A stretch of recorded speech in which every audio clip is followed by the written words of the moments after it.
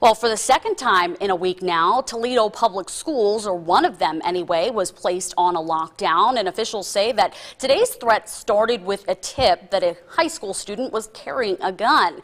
Now, that student was 18-year-old William Carter III, who also goes by the name Willie. Now, Toledo police say when officers caught up with him, he was carrying a .45 caliber handgun, but was also in possession of marijuana.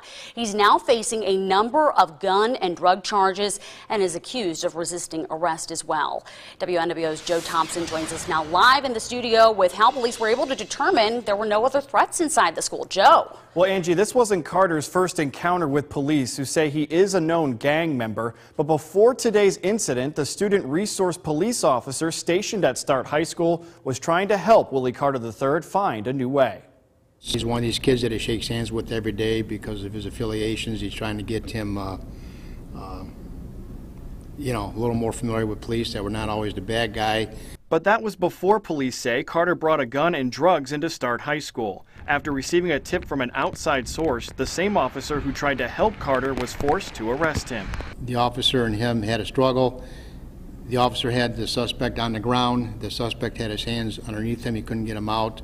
And once the officer was able to get him handcuffed is when the weapon was located on him. The school was placed on lockdown after Carter was arrested because police were told another unknown student may also be carrying a gun. 10th grader Mariah Mangum was in lunch when the lockdown began.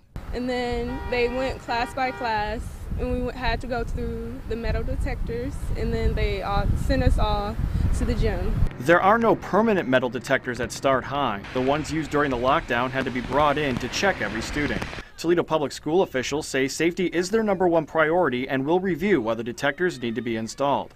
Mariah's mom believes the district handled Monday's incident as well as they could have, but says more security is needed. I think they're going to take extra precaution now. So I'm glad they brought the metal detectors in. They might need to do that a little more often. Another Start student was arrested after he disobeyed orders from police during today's lockdown. He is not believed to be associated with Carter, but is still facing a misdemeanor charge. Meanwhile, TPS officials say today's arrest was successful because they received that tip and encourage anyone with information regarding school safety to immediately contact them or the police. Reporting live in the studio, Joe Thompson, WNWO News.